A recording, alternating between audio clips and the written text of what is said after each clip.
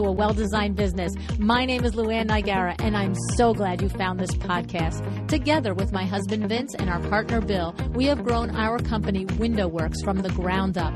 So I know and I understand the challenges you face in running your interior design business.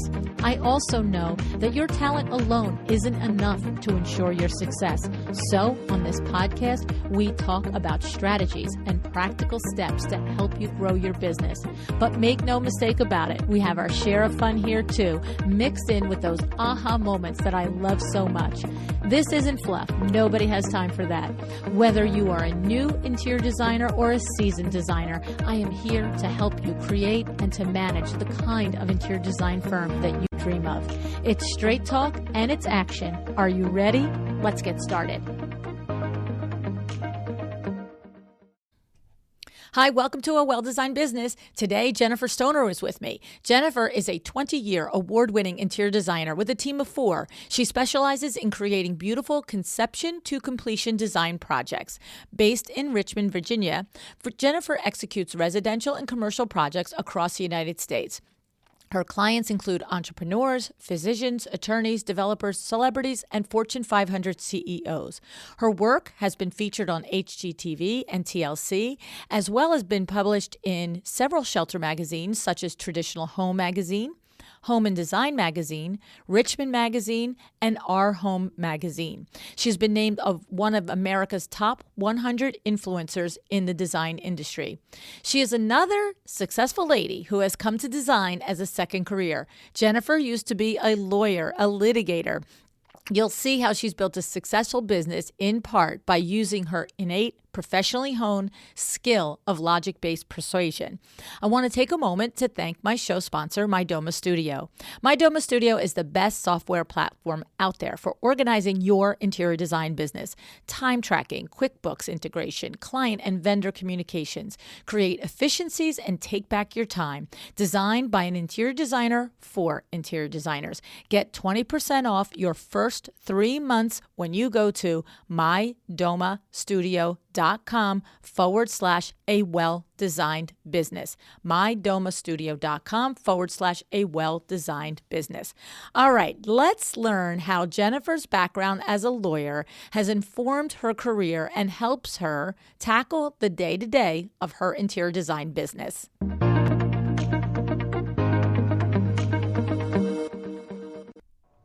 Hey, Jennifer, thanks so much for joining me on A Well-Designed Business today. Hey, Luann, how are you? I am great. And I've been looking forward to this conversation because I can't say that this conversation is specifically going to be two people talking about the art of sales, but you know, the art of persuasion is very, very close, and it's a close second to my heart. So I'm looking forward to having this conversation with you, Jennifer. I am too. Yeah. So we said in the introduction how your past life, you were a lawyer. And of course, if my father said to me once, he said it to me like 1,000 times, oh my goodness, one day when you're a lawyer, look out with the world. And then the other thing that my mother used to always say to me from the time I pretty much high school on, she would say, Luann, stop lawyering me. Oh, yes. I could argue with the best of them. You know, one of the classics that my mom and I laugh about to this day is that one time I came home. I had an 11 o'clock curfew, and I was the girl that never came home on time. God help any of my kids if they had been that girl, because they would have been dead in their tracks, right? But I was that kid. Oh, 11 o'clock is 11:20, is 11:30, is 11:40, whatever it was. I was a bad high school kid. I really gave my mom so much trouble. And one night I came home, I don't know, 3, 4 o'clock in the morning. I really was. I swear to goodness, my poor mother, thank God. I mean, she should have just beaten me alive. That's what she should have done. But anyway, one night I came home 3, 4, 5 o'clock in the morning. I don't know what it was. I was feeling myself. I was a senior. I was feeling my oats, right? And she's standing at the door, like with her hands on her hips, looking at me. And I'm just like, oh, here we go, right? And she starts yelling, how dare you? And of course, this is before cell phones. You can't just call and make sure your kid's alive, right? Here I am. I'm in a car. I'm out there. I can't even think about, on hindsight, how horrible it was for her as a mom, right? But I'm all, big and bad and blah, blah, blah, and what a brat I was. And she starts going down this road. I don't know if you're dead or alive, blah, blah, blah. And I literally go into, okay, can we just think about this logically? Don't you think if I was dead or hurt, you would have gotten a phone call from the police? The town is 1 square mile. Everybody knows everybody. You would be the first one to get a call. And she just stares at me. And she goes, well, I mean, and what are you doing out there till 4 o'clock in the morning? You could be getting in trouble. I'm like, okay, let's just pick that apart. Why don't we? Because I leave the house at 7 o'clock at night. Anything I do from 11 o'clock curfew to 4 o'clock walking the door, I can do between 7 and 11. Can I? So what is the difference? And she's just like, stop lawyering me and get to bed. Boy, that makes me think of so many of my teenage years and conversations with my mother. Conversations I can't share here because my children may listen to this episode. Exactly. All fun and games when you're the kid on that end of it, not the parent, right? Oh yeah, well, I've been on the parent side too. So my son, especially, who is now 25 years old and is a naval fighter jet pilot, when he was little, he would, if he knew he wanted something that I was going to argue with him about, he would actually work out his entire argument piece by piece, logically, exactly like a lawyer, and he would launch into it with me, and I'd be laughing halfway through it. So it's incredible talent. It's a shock that he didn't go to law school. Right. I mean, But what's interesting, I would think, as a fighter pilot, he probably is using a lot of that same skill set of looking ahead to where, like we always look ahead to the obstacles and the argument that we expect to face from whether it's our parents or clients or whatever. But he has to look ahead 3 moves because he's moving at how many billion miles an hour, right? Oh yeah, it's that if this then that argument all the time. Yes, if this then that. Right, and I know, as you probably were like me, I would be driving home with that in my head. If she says this, I'm going to say that. If she says this, I'm going to say that. Exactly. Anyway, so, as much fun as this is, it has a practical point because you and I both know that we use this skill set when we are working with our clients, with our trades, with our vendors, and it does have a positive superpower. It isn't just used for ill will with getting out of trouble, right? Not. Yeah. But talk to us a little bit about that because, with your experience as, you were high pressure litigator. I mean, you had a high pressure job as a litigator. You weren't just, doing your average garden variety cases working for the Mayo Clinic legal team. So, a lot of pressure there to really thoughtfully craft and understand all of the possibilities and therefore lead anybody that you're speaking to in a place that you'd love for them to be. And again, I just have to say, I always say it when I talk in regard to sales, and I want to make sure it's clear with this as well, is in business, it doesn't serve us to lead somebody someplace that doesn't serve them. So I'm never looking to convince a client to buy something, to do something that ultimately I know doesn't serve them. Because as a business owner, that's not a good move for me. It's going to come back on me. It's not going to create loyalty and trust. And so, but there is a valid reason to understand this skill set, because when you've uncovered what the client truly does need for their project to be successful, now it's important to understand how to convey it and get the client to see the vision. So we're on the same page, right, Jennifer? Exactly. Mm-hmm. And it's so funny because I listened to your episode with Renee Philpott a few weeks ago, and in your intro, you were saying that you always kind of view sales as a puzzle. And I was literally saying the exact same phrase as it was coming out of your mouth. And I was just like, oh my gosh, I immediately texted you and said, exactly. And I think that's how my brain works. Everything has always been kind of like a puzzle in my head. And, when I was a kid, I loved to draw mazes. I used to sit and draw floor plans. I would create puzzles. I would actually create like little crossword puzzles too. And I think my head has always just kind of worked that way. I loved science when I was growing up. So when I then went on to law school and ended up working at Mayo Clinic, that tied my science brain back in. So it was all the medicine. And that was always like a puzzle. I mean, the litigation side of it is definitely like a puzzle. You're kind of building an argument, and it's if this, then that. But the medicine side, we got into a lot of that, trying to investigate, what happened in a case and, kind of doing a Monday morning quarterbacking of whatever the incident happened to be. So that was always the part that actually appealed to me more than the legal part. I ended up leaving the practice because I ended up figuring that I really didn't like hanging out with lawyers all day while I paid somebody else to raise my children. So, but yeah, and I never, I grew up drawing floor plans, and I always, had nicely designed rooms and dorm rooms. My mom used to tease me at my dorm room had to be, perfectly designed. But I never even thought about interior design until after I left my law practice. So, that's interesting, right? Yeah, So it wasn't even never. like, should I do this or should I do that? You were on a single-minded track to do the Oh one. yeah. Oh, okay. There was some TV show, and I can't remember what it was, but I believe that Stephanie Powers was in it, and that's really dating me. But she was a lawyer, and I was probably about 6 years McLeod. old. Was that McLeod? Maybe it was. That we're both dated. I can Oh picture long God. brown hair, right? Yeah. I But think she it might have been, or no. All right, we're gonna have to look it up. Go I don't ahead. know. Was I, it? I still have to go figure what that was. But yeah, she was a lawyer, and she was part of the story of this was that her dad was constantly getting in trouble, and she had to keep him out of jail. And for some reason, from that show, I decided that I was going to be a lawyer. And so from then on, my mom continued to introduce me to everybody as, this is my daughter, she's going to be a lawyer. That became my whole name. And so it's just, this is my daughter who's going to be a lawyer from the time I was 6 to the time I went to college. And it just kind of got ingrained into me. And I never even thought about anything else, to be honest. Wow. So Wow. yeah. And I That's don't crazy. know why. I don't know why I felt like I would need to keep my mother out of jail or anything, but yeah, she thought that would be a side benefit. I'll be a lawyer in case.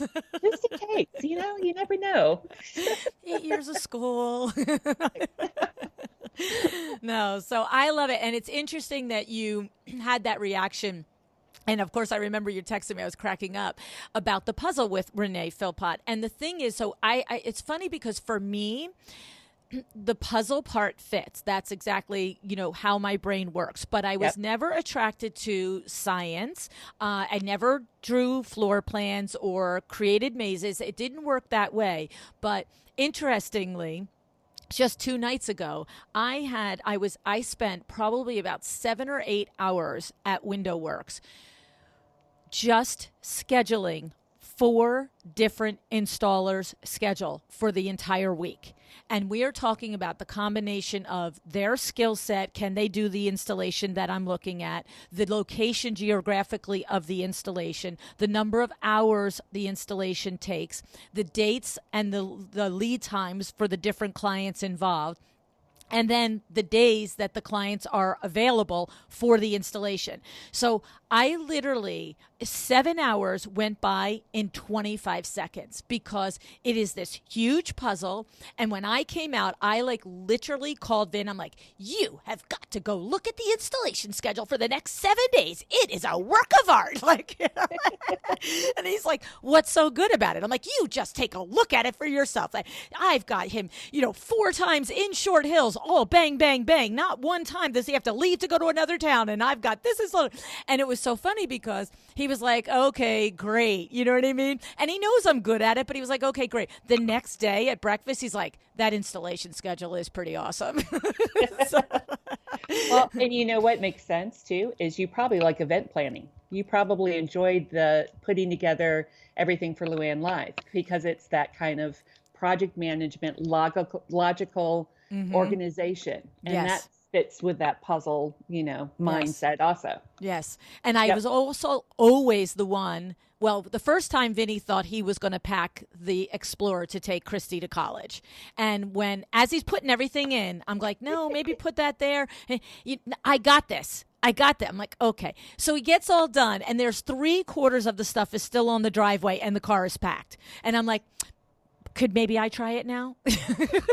And literally, we took everything out. I'm like, just go, go read the paper.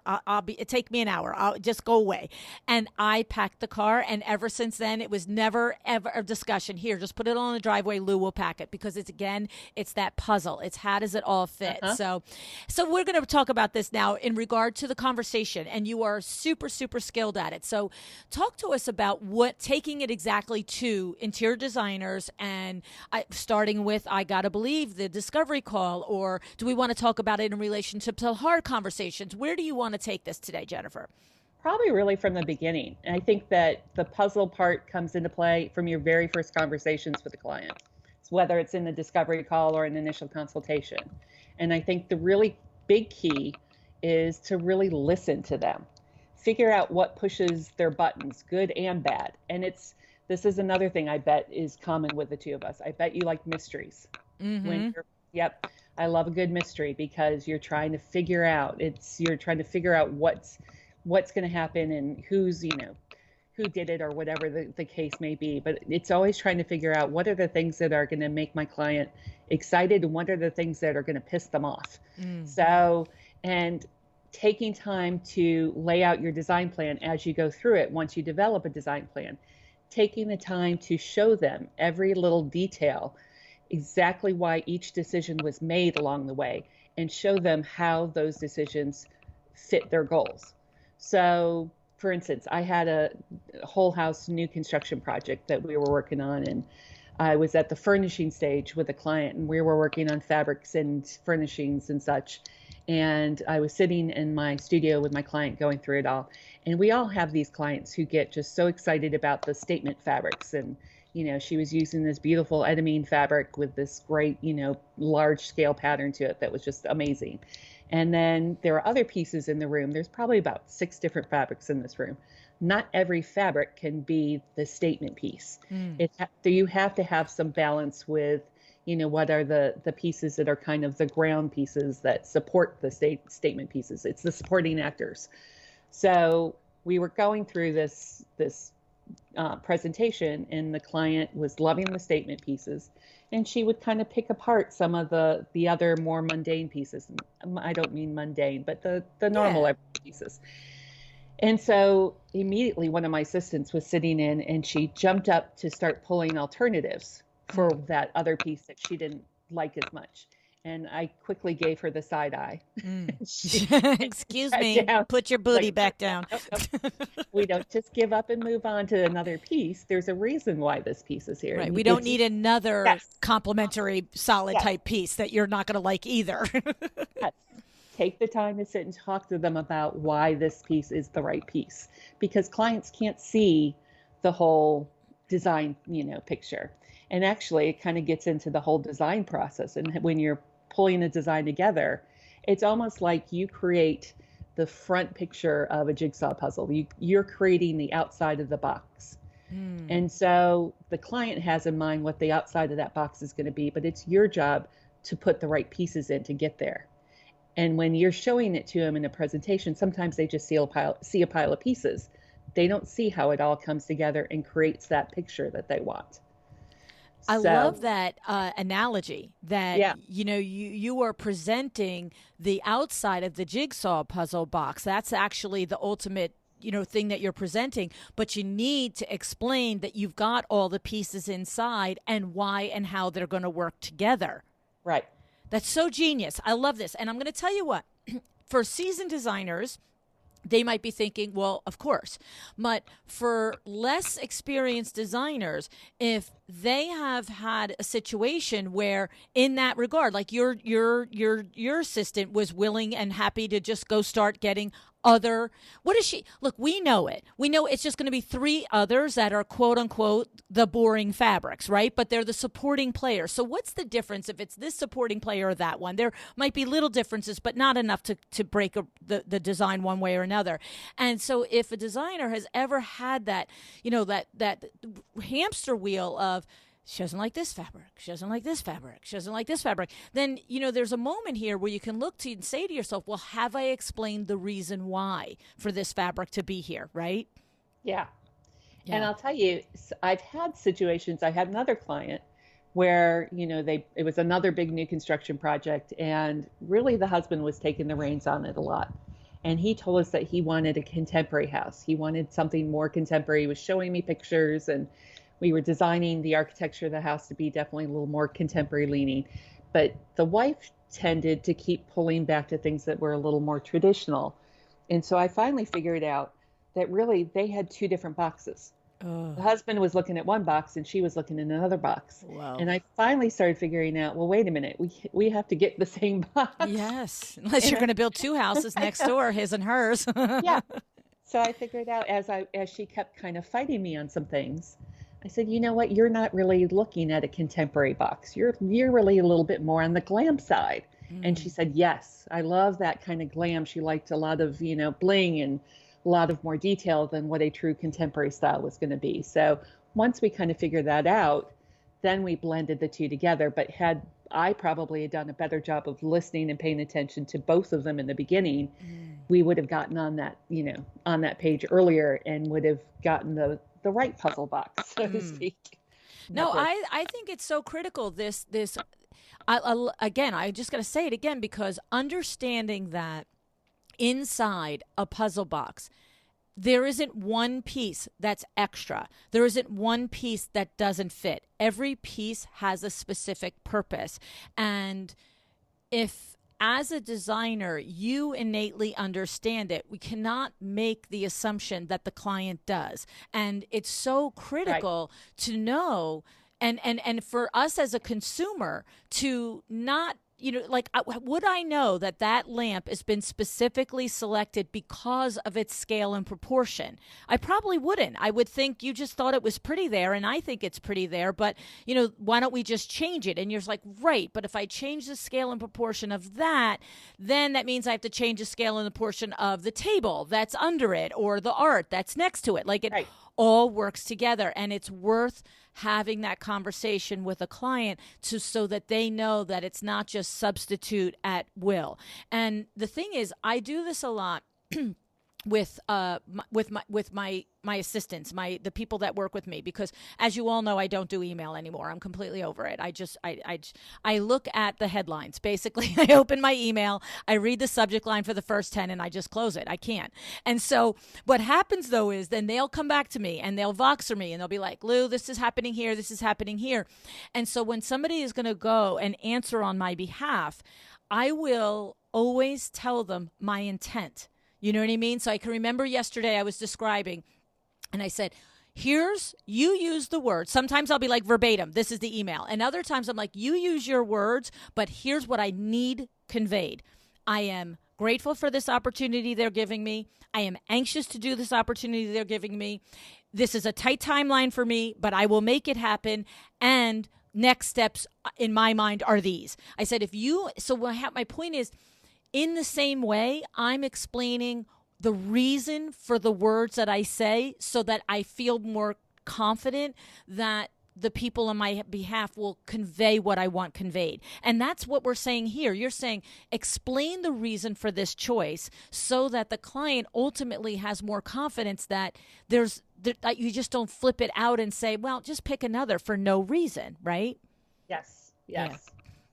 I love it. Yeah. So talk to us a little. So it starts with the listening, right? It starts with the listening, and then it starts with the really good explanation in the design proposal phase. And then what are some of the other things that you are consciously aware of and that you probably are teaching the designers that work for you too, Jennifer, to engage and do?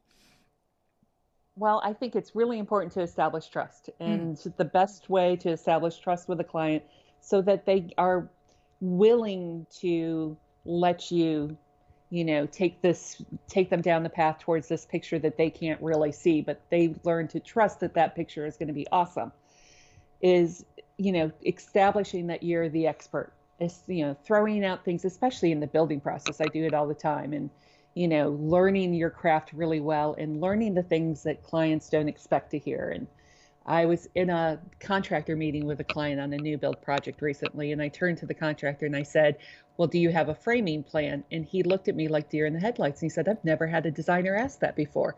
My client had no idea why I asked for it either.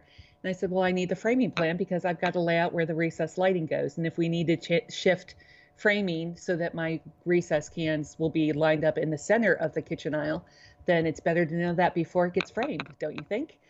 And he was amazed. And my client was like, I've hired the right person. Yes. Yes. So, Yes. yeah. Right. So finding those opportunities to make sure and slip in things that, they may not realize or they may not know, and throwing out the obscure, kind of, I don't know, the terms of art that we use, I think just all kind of helps them to realize that they're dealing with somebody who knows what they're doing. And so when you are showing them, your presentation and your plans, they just have a little higher level of confidence and a little more generosity in terms of letting you take some risks with them. Mm-hmm. So, yes. So, I know that my brain works in, like I said, in contemplating the various outcomes that are possible, particularly when I'm going into a hard conversation, whether it's with a client or a vendor, and crafting the beginning of the conversation to hopefully get us to a win-win solution without the agita and the grief of the drama in the in-between. But I don't know that I have the words to teach somebody how to do that. Like, do you having come from much more intentional I guess, study of it with being a lawyer, do you have the words to explain how somebody who's saying to us, well, how do I kind of look to that if this, then that, and how do I start that? Because if I have the exact problem at hand all day long, I'm able to help somebody, okay, let's get this and let's figure that out and let's start with this and let's make sure we include that. But there must be a basic, strategy for it. Yeah. Well, one of the things I always tell clients in the beginning is that, there's never a project that will go 100% smoothly. You're going to run into hiccups along the way, so expect them. And then the one thing I always teach my team is you never tell a client that there's a problem until you have the solution. So you are looking ahead down to what's the end. You're looking towards, here's the solution, and this is going to work out just fine for you. That's the result. And then you have to do that kind of back step to figure out how the conversation goes to get them to accept that end. But never go into a client and tell them that we have a problem and then leave it flat. Because no, that's the kiss of death. They didn't hire you. Yeah. They didn't hire you to communicate the problems to them. They could figure that out without you. It's your job to figure out how to solve it. So, and that's one of the things I always tell my builders too. If I'm brought into a job with a new contractor that I don't know, that one that I maybe have not worked with a lot, my favorite part of the job is figuring out the problems. I actually really enjoy when something unexpected comes up and I have to put my, thinking cap on and figure out how are we going to solve this issue. So, and that is the truth. Again, that's kind of that whole puzzle brain. That's what I was going to say. That's that puzzle brain again. Exactly. It's the challenge of, can I make this work? Can I figure out a way that we all like the resolution, right? And that it serves the client, serves the trade that's doing it, serves our design plan, blah, blah, blah, right? Exactly. Yes. And sometimes the solution ends up better than the original plan. What's crazy is, doesn't it so often end up better? Yeah. I mean, that's a funny thing. And I've said that on the show before as well, is I know in window treatments, often if we've had a hard time finding a specific fabric and then we finally decide on it and then we order it and it's back ordered and we wait for the back order and it's back ordered again and then we wait for the back order and then it's discontinued, or it comes in and it's flawed. And you're finally like, uncle, all right, new fabric. And it's tough to say to the client on the hello phone call that, I got to tell you, when we pick the next one, we're going to love it better, because right then they're a little disappointed. But honestly, I immediately think that. I'm like, wow, I really thought this was the perfect fabric for this room, but clearly there's another one out there that's better. Let's just get finding it, right? Oh, exactly. We just did the show house up in DC, and I originally had chosen some chairs from Vanguard that I wanted for around the table, and I couldn't get them in time. And in the days of COVID, we all know what that is. It's everybody's, every product is back ordered. All the shipping is taking forever.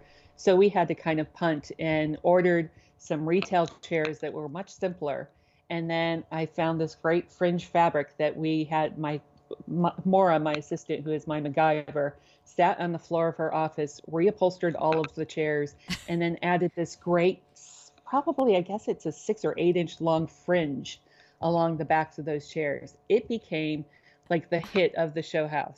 That fringe on those chairs. I mean, so many comments on social media, so much love for those. And it was because the Vanguard chairs were back order. So Wow. I mean, it's sometimes the true. solution is better. It's funny. It is so true. And it's like once you've had that happen, more than your average number of times, like I said, it's no joke. I literally will immediately go to the thought, oh, I thought I had the best fabric, but I don't, because I know now it's painful getting there, and sometimes it takes a couple of days or weeks or whatever it is, but I already know that there's a reason for it and it's going to be a good one, right? It's like I always say, the Marigold Hotel, that line, if it's everything works out in the end, and if it didn't work out, it's not the end. Oh my goodness. So, all right. And then what else do we want to say as far as your other actual tactics? So in your design proposal phase, you are literally explaining the puzzle pieces of your design, the reasons why certain things are selected, whether it be the scale or the style or the proportion or whatever. And then going forward, are there other ways that that you intentionally sort of craft the direction of the conversation in a way that, produces great outcomes? Well, I think it all goes back to that if this, then that conversation all the time. That seems to be the constant driving theme, because if we decide to go in this direction in this space, then that drives a different decision in the space next to it. Or, if we decide to do this color cabinetry in the kitchen, then that drives this decision for flooring, in the family room, whatever it happens to be. So it's always an if this, then that, and it's always a choice between, 2 or 3 things that then drives the next decision. So. Okay. And do you find that when you have conversations with your colleagues, when you're at market or wherever it might be, do you find that this is sometimes a missed concept or a missed idea? That I feel like when I see comments in the Facebook groups, that often when designers are having a conflict with the client or a trade or a vendor, it's because they just are like, I feel like what I see is I've told them this is the thing, as opposed to I've explained to them why this is the thing. Yeah, I think sometimes it's always a little too black and white in a designer's head. Mm-hmm. And sometimes it's a matter of not having taken the time to listen to a client well enough, or even to go back to a client and explain and maybe pursue it more. Maybe there's another solution in there that neither one of you have thought of, because there just hasn't been enough conversation. And I have seen, like you said, in a lot of the Facebook groups where designers kind of dig their heels in and are angry with a client for, not accepting some decision or some kind of design process or design decision that they've made. But I feel like designers don't often enough put themselves in the client's shoes. And, we all take pride in our own projects. I love doing show house projects because I get to be my own client. But when I'm working with somebody else's home and somebody else's money, my job is to figure out what's going to make you happy. Mm-hmm. My job is not to, come in and install the Jennifer Stoner experience in your house. It's not about that. It's about you. So we do a lot of projects with a broad range of styles. I've got, clients that I've worked with forever who, just love their traditional Virginia homes and the very traditional touches. And then I've got clients who are going super contemporary. So it's kind of fun. We get to do everything. But I think you have to be flexible enough to listen to clients and figure out what's going to make them tick and figure out how to speak their language. And that's the thing that I don't think client or designers are always good at, is that just listening part of it. Mm-hmm. I think honestly, sometimes it becomes a little, I don't know how to say this without being mean. Sometimes designers can be a little too, I don't know, narcissistic sounds like a bad word, but we are in our own heads with our design and not bringing the client into it enough. And I think what it is for me, my observation of it is more from the standpoint of what I always say about directions to your house. A designer knows innately, probably, so many decisions that a designer will make regarding a design plan, whether it, like I said, it's the lamp, it's the this, it's, to your point, the different puzzle pieces in the box. It's almost as if until you really cultivate that hindsight understanding of how important it is to convey the reasons for decisions in the beginning of your career, you, I think, can underestimate how you innately understand scale and proportion. And so therefore, right? So what happens is as a lesser experienced designer, you miss the opportunity and miss the understanding of that the client needs the full story. You know what I'm saying? So it's like, instead of just, why are you questioning that this sofa is the right sofa? It's like, oh, right, you don't have the skill set that I have. Okay. Right? Yeah. And I think that's the root of it, right? The perfect example is in 2006, I did a show house, and it was a pretty bold show house because my theory is always to go big. I always say you're going to love it or you're going to hate it, but you won't forget it. So it was a bold design. It was a hot pink and black kind of French Parisian bedroom. And a woman came into the room. She didn't realize that I was the designer. And she just kind of looked around and shook her head and said, no, this is not for me. And the woman who came in behind her, walked in and said, oh my gosh, I love it. So the two women were in the room, and I just kind of stood quietly letting them take in the space before I really introduced myself. And the one woman who liked it started talking to me and realized I was a designer, and I started explaining all the things that I did in the space. And the woman who didn't like the room was just quietly listening as I explained, you may hate pink, you may not be into Parisian, hot pink and black, but look at the details of how things are put together. Look at the scale of how the pieces are designed. Look at how I balance color in the room. Look at how I do, this type of detail on the window treatment. The woman who walked in and didn't like my room hired me. Wow. And it's those details. So, the subtle things that people don't pay attention to are what make up a space. And sometimes that's what, you have to explain to a client. And one of the things I always say also is I'm kind of known for color, but there is a balance to color. There is a way to scale color in a space so that if you're using a bold color on your walls, maybe you're balancing that with some neutral colors in your furnishings or vice versa. But there's a way to kind of balance it so that not everything in the space is hitting you in the head with some bold color. Right. That's such an outstanding example of what you're talking about in the design process, right? So in other words, yes, in that location in a show house, to be able to point out to the woman, forget pink and black. Look at proportion, look at scale, look at detail, look at the talent that it took to put together the pink and black colors and the things in the room that you don't like, right? It's like looking at a guy that's, blonde, blue-eyed, chiseled, amazing, and you're like kind of like brunettes, but you can appreciate that he's good looking. Right. Like he's well made. So, and if you could do one of those with green eyes and black hair, I'll take one. Right?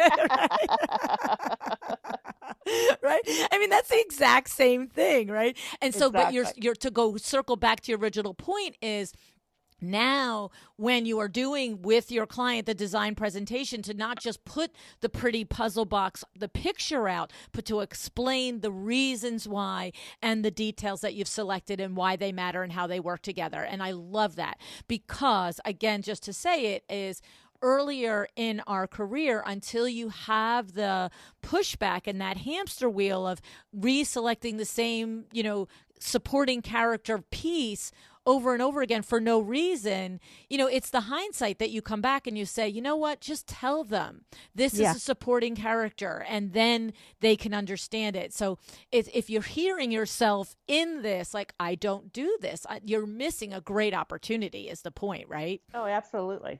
Yeah. Sometimes the space calls for just a simple white lamp. It doesn't call for the ornate, beautiful lamp that Curry makes that we all know. But sometimes it needs the simple one because something else next to that lamp is fabulous, and you don't want to take away from it. But your client looks at things in a vacuum, may not realize that. So we go through that with window treatments. I have to say, I don't do the whole room, right? And so very often when a client is not working with an interior designer and maybe they're doing their own furniture or they whatever it is, but if I'm in the blank room and either nothing has been delivered or very little has been delivered, of course I need, in order to suggest the window treatment, what have you ordered? Do you have pictures of it? Blah, blah, blah. But what so often will happen is I will suggest maybe a simple linen drapery with, maybe a little detail on the pole, or maybe the pole is a contrasting color or whatever.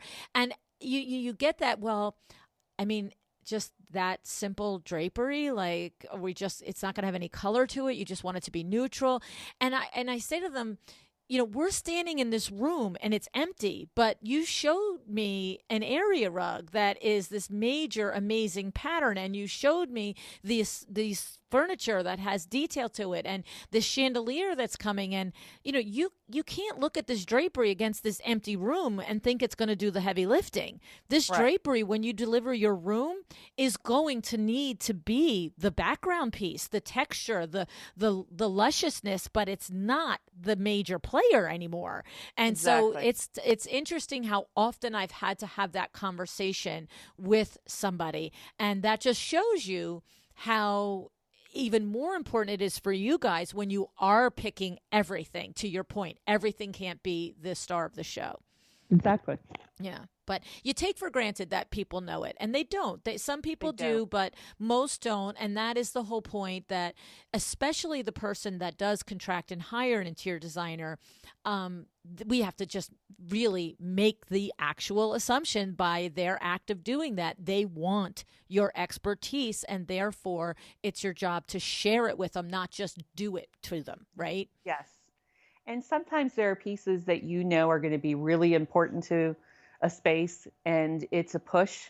And so there are ways that you have to, lead your clients, so to speak. And it's that step-by-step process of explaining to them, why something may work. And remember this, you said that you wanted contemporary and you don't want things to be dated. So no, we don't want to use this mauve colored damask because we don't want to be dated. And those are, speaking directly back to her words that she used in the initial consultation about she felt like her home was dated.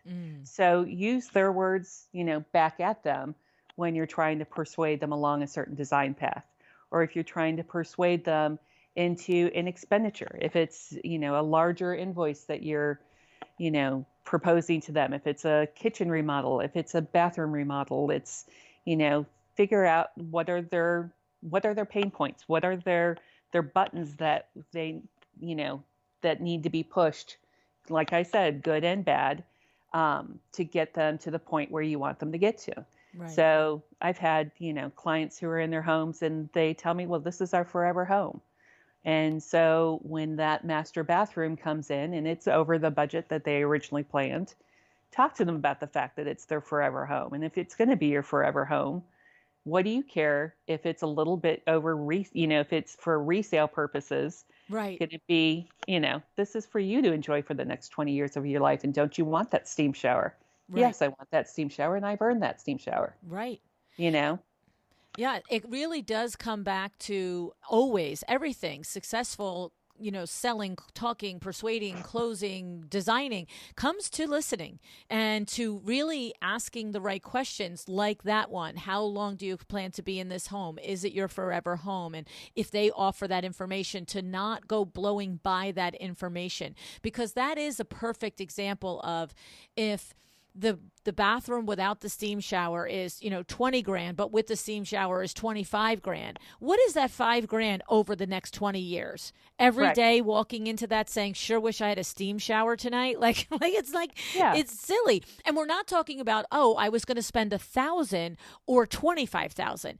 And because what my line to people is, if we're looking at something that's 20 to 25,000, one version is 20,000, one version is 25,000, but I know that it is like exactly that moment, something that they really said, I just would always wanted a steam shower. Then I just look at them and I say, we're not saving 5,000 here by not doing this. We're blowing 20,000. That's what's happening. You're going to spend $20,000 and not have this element that you told me mattered to you. So what if you want to bring it all the way back down to a $5,000 Home Depot bathroom, I'm on board. Okay. But don't spend 20 and not do the 25 and have it perfect. Right? Exactly. And again, I think it's our job to be the educators too, because they may not even realize they want a steam shower. They may not realize all the benefits of a steam shower, but having gone to KBIS and having gone to events with, the folks from Mr. Steam and learning all that, it's our job to come back and educate them on it. That's right. So again, it's showing your expertise and growing that trust with your clients and, making sure that they don't finish the $20,000 bathroom and then learn about the steam shower someplace else later and go, well, why the heck didn't you tell me about this? Right. So it's our job to always, kind of be looking down the road for things that they may not be thinking of. So I am a big proponent of education and markets and learning as much as you can so that you can be in a position to introduce your clients to something fabulous that they've never heard of. It's always my goal. That is so true. It's so funny because when I first started doing the podcast and became front row seat to the design industry in a way that I had not experienced through, just doing window treatments for luxury designers all the years, right? It was inside now going to the different events and going to the different markets. And I think about an event that I went to at Monogram in Chicago and listening to the chef there and describing the way he used the different appliances and so forth like that. And yes, it was on face value. It's a fun networking event where you get to know the people at Monogram, you get to know the other designers that come. But the real value is in really having that, that's what that appliance can do. I just sold a Monogram whole induction cooktop and their Advanium oven and everything because I went to that same session. See? And I was able in the appliance showroom, I was able to speak to that client much more, from a much more educated standpoint than even the salesperson in the showroom could. Right. So, and because you know what it is? It's it's easy to go to like the Kravitz showroom and look at all the fabrics and see how beautiful they are and have somebody there describe to you that, it's got stain resistant this and it's, always in stock and blah, blah, blah. So we have that opportunity so much more easily, but think about how that information you convey that to your client and then taking it to this next level with these opportunities like these brands with Monogram that do it. It's funny because I could hear a busy designer that maybe has children or just a lot of responsibility saying, I can't take time out of my world to do this for 2 days. I can't travel to Chicago. I can't do this. I can't do that. But it really is a great way when you are the expert. It's a great way to be the expert in the room and to really sell and really understand what the features and benefits are that your client can get excited about. Absolutely. I value it so much in all the different trips that we've taken. And I really am trying to get my designers who work for me now to start traveling and doing some of that for themselves too. Because there's only so much I can come back and teach them without them being there to do the hands-on stuff. It's just, I took Maura to KBIS for the first time year before last, and she loved it and learned so much while she was there. I'm going to tell you, KBIS blows my mind. Yeah, I mean, I thought High Point blows my mind, and it does. I mean, and that's also insanely valuable. The designers on the show always talk about being able to sit in a sofa, a chair, so you can really explain the features and benefits to your clients. But walking the gabillion miles of KBIS, I remember the first time I went, I literally about halfway through the one exhibit space, I actually had this thought to myself. I'm so glad that I don't have to figure out here what I need to look at and see. It's mind blowing. I mean, one display, is more amazing than the other, and the innovations that come out in tile and just all of it. And I literally was like, oh, I'm so glad that I don't have to stand in this big space and go, okay, Luann, make sense of this, get a plan, figure out what you're going to see. Oh, yeah, KBIS is definitely my favorite show of the year. It's insane. It's insane. All of it. The job that you guys do is so challenging. Truly, truly is so challenging. But the idea of it is that going to the different markets and the different conferences and taking care of taking part of the different trade types of events that the different brands offer, it really does help you just have it all in your brain, in your back pocket, so that when you are talking and are listening to what your client needs and wants, your brain goes, oh, I know how to deliver that. I've seen this before. I know this exact thing that she or he is going to love, right? You need to have that, right? Yes, and it gives you the solutions to so many of those problems. Mm-hmm. When you have this beautiful kitchen and by code, you have to go stick an outlet on the side of this gorgeous island that you've designed, having gone to shows and finding companies that do the TrueFig, outlets that blend right in with your cabinetry, that can be painted to blend with your cabinetry.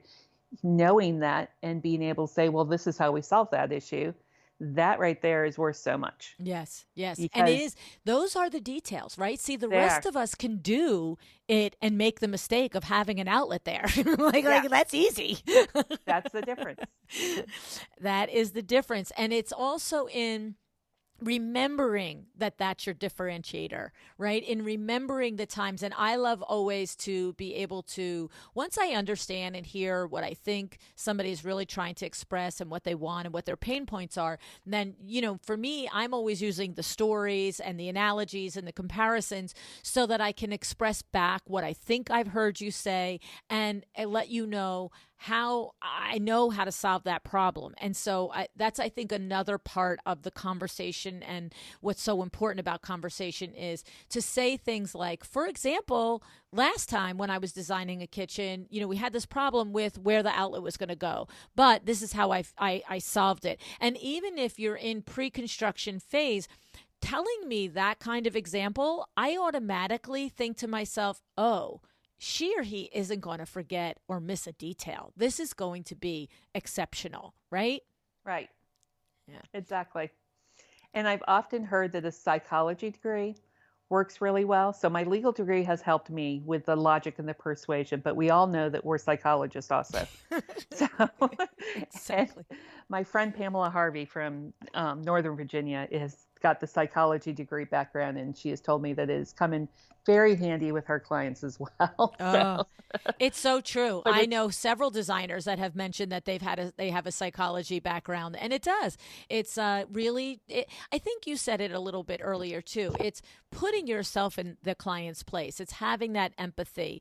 Yes. Sometimes we know what we know so well. We're so excited about what we're doing that we forget that it's really slowing things down, using words and language so that we're creating clear visuals for our clients, giving them clear understandings of why selections were made, because it then becomes, oh, right, I'm delivering you an actual thought out experience, not just a bunch of pretty stuff all randomly thrown into a spot, right? Exactly.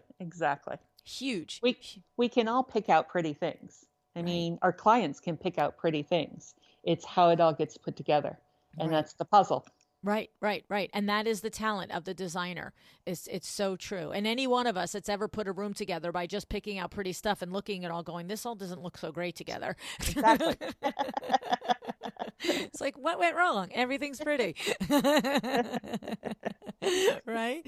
Oh my goodness. It's so good. It's so good. Anything that you can think of before I let you go, any story that also would illuminate maybe conflict resolution with a client or a vendor, or I know we don't come to a problem without a solution, but how about have you had sticky situations with the contractors. I know that sometimes we get into that tug of war with a contractor and them not really understanding or respecting the boundaries or poo-pooing something that we know could be a problem 4 steps ahead, and they're just doing something for expediency or for efficiency or for money-saving reasons, right? I mean, that we run into a lot. We do run into that a lot, and I'm not sure I want to necessarily share any of those stories because they can get a little colorful. But yeah, we've certainly dealt with contractors who are not communicating well enough with us, moving ahead and making decisions without us. I've recently had a client, or a contractor rather, who basically threw me under the bus for everything that was going wrong in the house. And luckily I had documented everything, and I was able to come back and show exactly where he was ordering the wrong thing and not paying attention to the specs that I'd given him. And he ultimately walked off the job with $50,000 of my client's money. Oh, no. Yeah. So that was a very sticky situation. But, we were able to salvage some things and fix some things, and but yeah, there have been a lot of those. So documentation is super important, right? Yeah. So documentation is super important to really know what you are doing, what information you are sending. I've had that situation with conversations with designers before where, one situation I'm recalling where the designer was not supposed to be the one giving the information to the contractor. In other words, the part of the scope for the designer didn't include that communication. And was hired to consult, give ideas, blah, blah, blah. But then what happens is the lines get blurry because the client knows what they've hired you to do. The client accepts it. The client didn't want execution. The client didn't want oversee project management. But then all of a sudden, the client's saying, hey, did anybody tell Joe how much tile to order? And then next thing you know, Joe is emailing the designer directly for the amount of tile. And, the point was that there was a problem similar to yours, where ultimately the contractor is throwing the designer under the bus. And the part that was distressing is that the designer was never supposed to be in that communication. The designer never was supposed to be the one giving the information. And in fact, the designer had given the correct information, but now he was saying it was the designer's fault that the wrong amount of materials were there. And so it was like, I was super mad on both accounts for the designer. A, shouldn't have been in the position to begin with. B, did do it and did it right, even though shouldn't have been in the position. And I just, like I said, look, we're going to figure out how you're going to handle to get out of this, which we did. We had a nice long conversation about how she would, approach both the contractor and the client separately. And we crafted our words and we crafted our message so that we got to where we wanted to go. But my thing was, I said, how are you not going to be in this position going forward?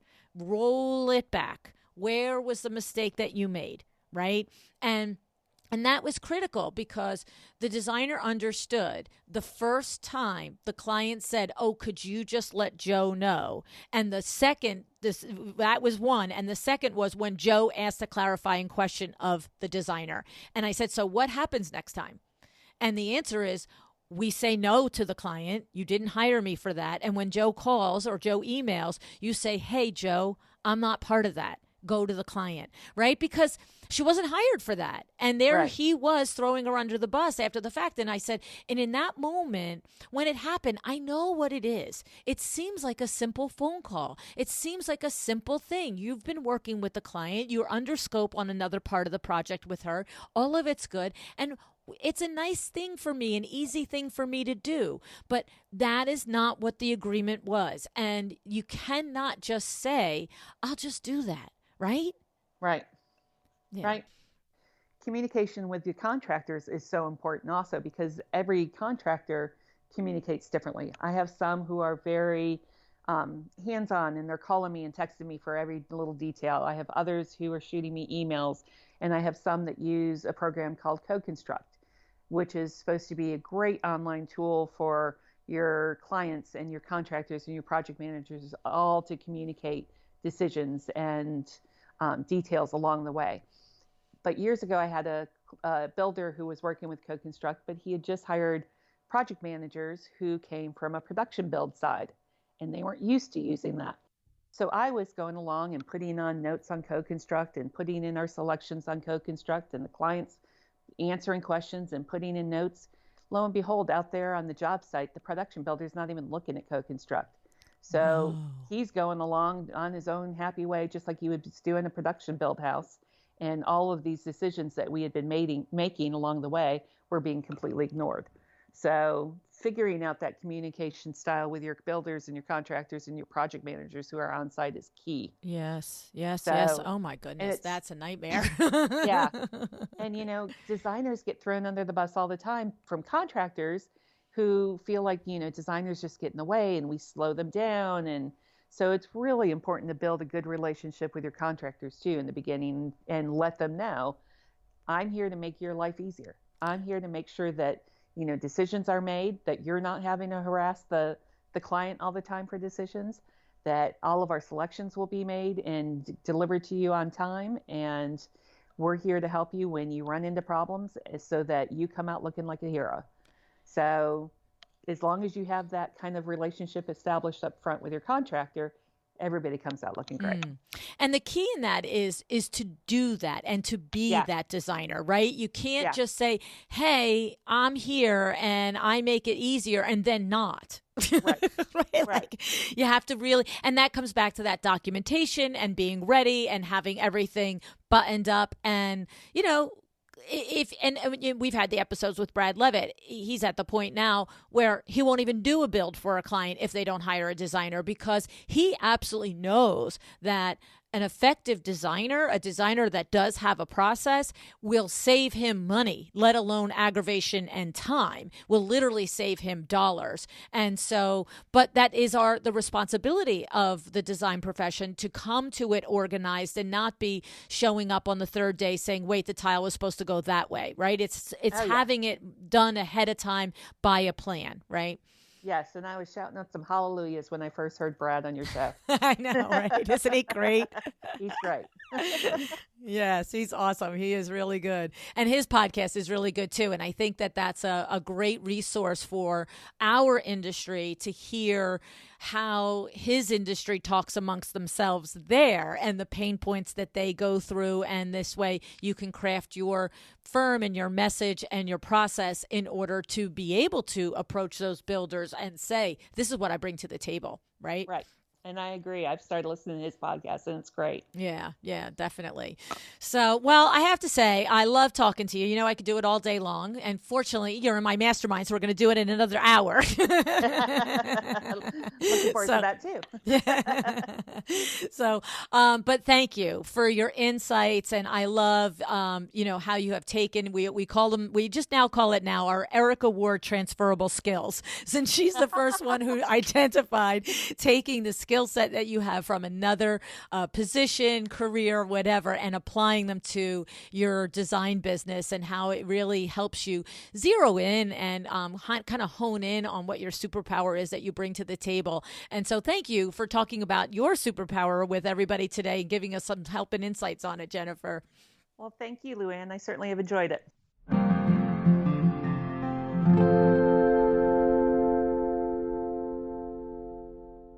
So maybe you're like Jennifer and you came to interior design as a second career, right? I know I've interviewed many who were previously teachers, psychologists, HR professionals, finance professionals. What about our beloved head wingnut, Darla Powell, right? The host of the Wingnut Social podcast.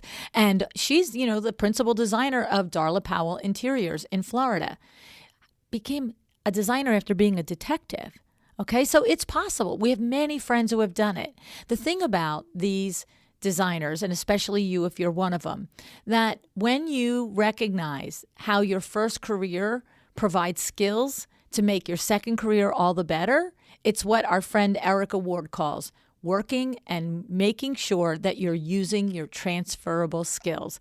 Erica used that sentence with me all the way back in episode number 6 when she explained how she came from accounting, project management accounting, and she transferred those skills. And that stuck like a lightning bolt in my brain. And I just think that it's so critical to think about. Sometimes designers will say to me, oh, I got a late start. I've spent 15 years doing this. But we always have to look to see how what we've done informs what we're doing now. Okay. And so just like Jennifer, being a lawyer and taking time off to be with her kids, when she came to design, she learned that her legal skills really help her interact with her clients, her vendors, her trades. It helps her work towards achieving that positive outcome for all sides. Okay. Now, how do you do this if you didn't go to law school and you didn't have training in negotiation, right? So it's like Jennifer said, you start by listening. Okay, you figure out everything you possibly can about your clients in asking leading questions and then taking the time to sit back and listen. This is how you uncover what your client truly wants. Okay, being an attentive listener prevents so many problems from coming down the pike, okay? And it's not easy to do. You have to train yourself. And even when you've trained yourself, you're still going to miss things. Even Jennifer said it, that she had that major disconnect when she was talking to the two clients at the beginning of the project. And in hindsight, she felt that if she had been able to do a better job to recognize that the husband and wife had completely different visions for their home, it would have prevented some bumps along the way. So don't be upset if you miss some things, but work towards being a better listener, right?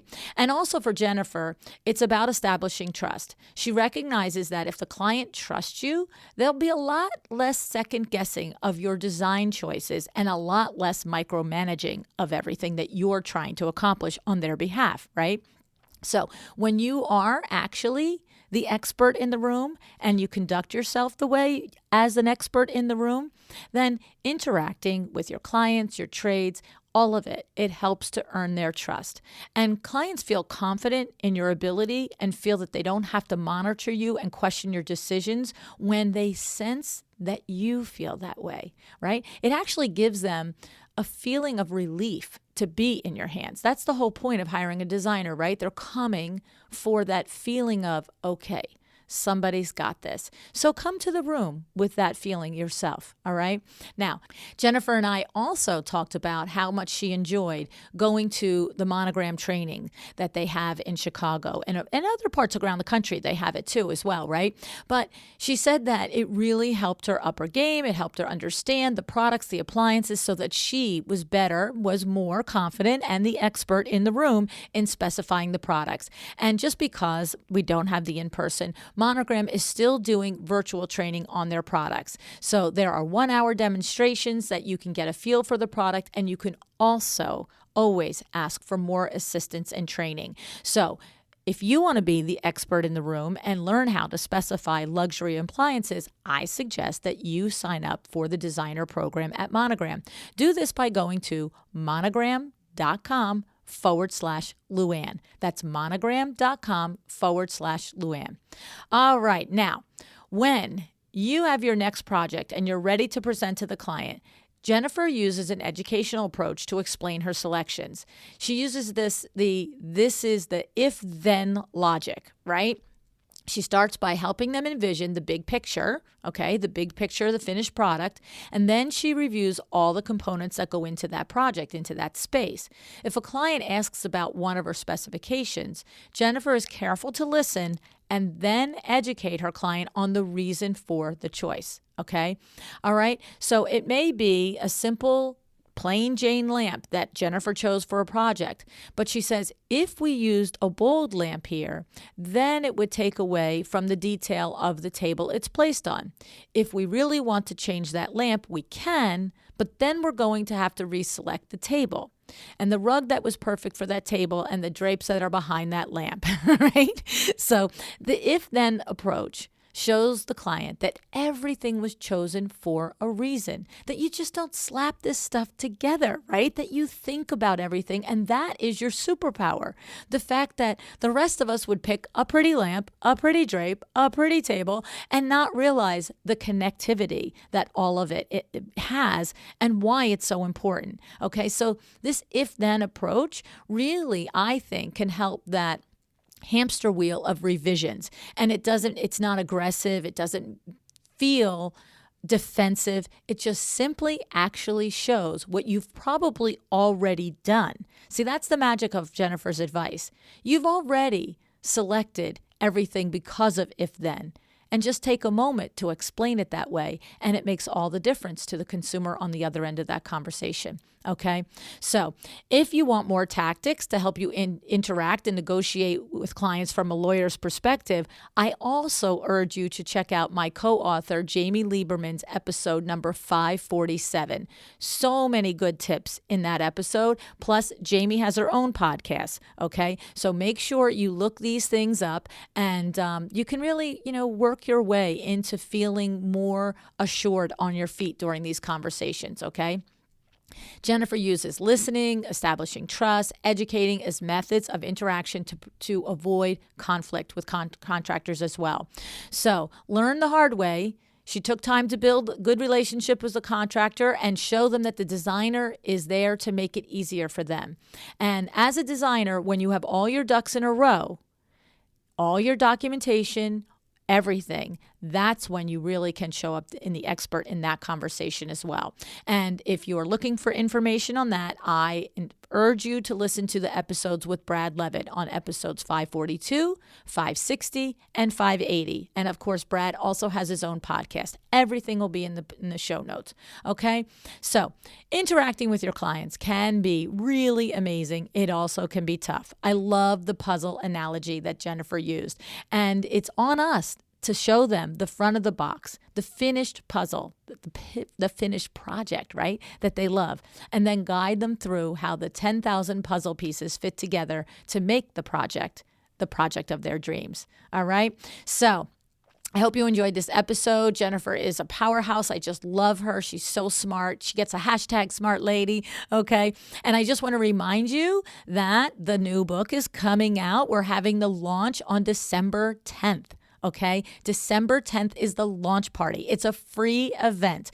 Go to luannniagara.com/launch. We can't have the annual podcast birthday party in real life, but we can still manage to have a party and have a little bit of fun. Okay, I, for one, am craving the interaction with all of you. So I hope you will go and sign up at luannniagara.com/launch. All 9 of my co-authors will be there. I said it. It's a free event. This is a party. I want to give you a chance to get to know each of these co-authors: Sandra Funk, Sarah Brennan, Kim Merlitti, Amanda Berlin, Amber De La Garza, Jamie Lieberman, Darla Powell, Desi Cresswell, and Eileen Hahn, just the way I do, for their superpowers, their genius that they bring to what they do every day, and how what they do every day helps us do what we do better, okay? We'll be pouring the champagne and the wine. I'm also going to be giving away special prizes for Luann Live, which is happening February 2nd, 3rd, and 4th, okay? February 2nd, 3rd, and 4th, 2021. All right. So, but you have to be with us. You have to be at the party to get the prizes. All right. Please go to luannniagara.com/launch. Would love to see you there. Okay. Now, I want you to go out. I want you to decide what you're going to do today to improve your business. All right. Decide to be excellent. Thank you so much for joining me again today. This podcast is a production of WindowWorks, your resource for custom window treatments and awnings. To learn how we can help you on your next interior design project, go to www.windowworks-nj.com. And if you're interested in working with me on your business, either through masterminds or one-on-one coaching, or you want to know how to get my book, The Making of a Well-Designed Business, or you just want to know what's going on in the podcast land and where I'm going to be, all of that is found at luannniagara.com. Thank you so much. Have an excellent day.